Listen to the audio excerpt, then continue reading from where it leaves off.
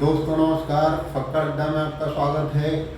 महाभारत के प्रसंगों के संदर्भ में अगला वीडियो प्रस्तुत है आपके समक्ष।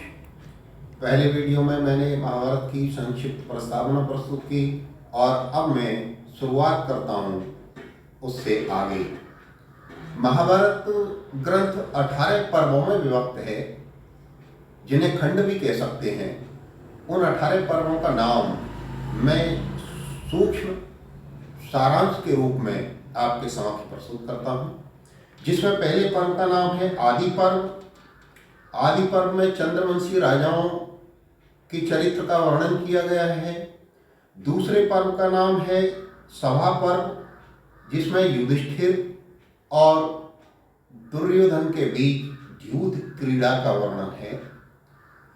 तीसरे पर्व का नाम है वन पर्व, जिसमें पांडवों को वनवास दिया जाता है, राज्य लेकर उसे वर्णित किया गया है।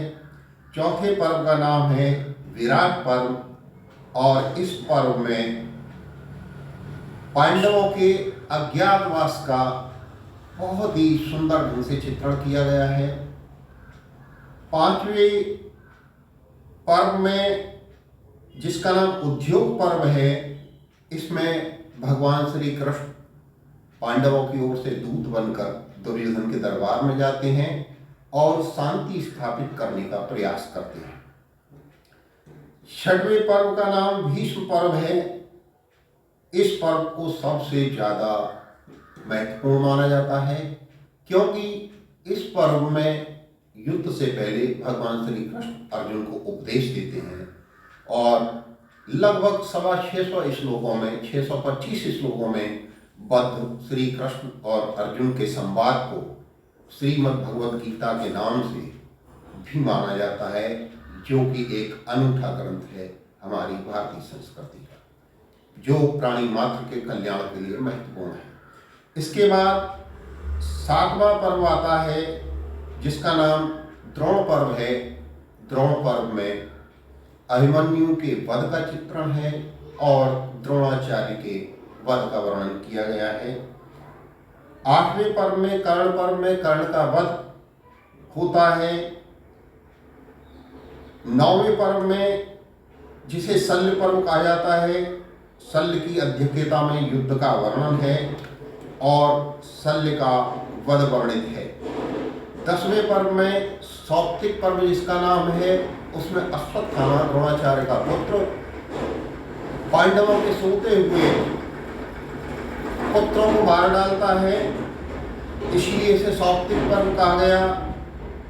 और इसके बाद 11वें पर्व में, जिसे स्त्री पर्व कहा जाता है, पांडवों के युवा पुत्रों की सोते हुए युवा पुत्रों की हत्या के बाद स्त्रियां विलाप करती हैं और उसका करुण दृश्य हमारे सामने प्रस्तुत होता है स्त्री पर्व में। और इसके बाद 12वें पर्व का नाम है शांति पर्व, जिसमें पितामह भीष्म युधिष्ठिर को शांति का उपदेश देते हैं, उनके विचलित हृदय को शांत करने के लिए। 13वें पर्व का नाम अनुशासन पर्व है, जिसमें धर्म और नीति की कथाएं वर्णित की गई हैं। 14वें पर्व का नाम अश्वमेध पर्व है, जिसमें महाराजा युधिष्ठिर अश्वमेध यज्ञ का आयोजन करते हैं। 15वें यज्ञ को आश्रमवासी पर्व के नाम से कहा गया है, जिसमें धृतराष्ट्र व गांधारी वन के लिए गमन करते हैं और वानप्रस्थ आश्रम में प्रवेश करते हैं। 16वें पर्व का नाम मौसल पर्व है, जिसमें आप विदित होंगे, सभी को विदित होगा, गांधारी ने श्राप दिया था श्री कृष्ण को कि आप चाहते तो हमारे वंश को नाश से बचा सकते थे, आपका भी नाश होगा।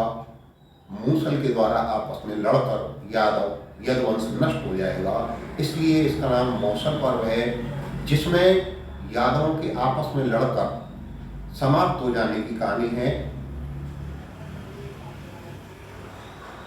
17वें पर्व का नाम महाप्रस्थानिक पर्व है, जिसमें पांडवों के द्वारा हिमालय की यात्रा का वर्णन है और अंत में 18वें पर्व को स्वर्गारोहण पर्व का नाम दिया गया है, जिसमें पांडव स्वर्ग के लिए प्रस्थान करते हैं। धन्यवाद, आज इतना ही। अगर आपको वीडियो अच्छा लगे लाइक, शेयर एंड सब्सक्राइब अवश्य करें और हमारी हौसला अफजाई करें।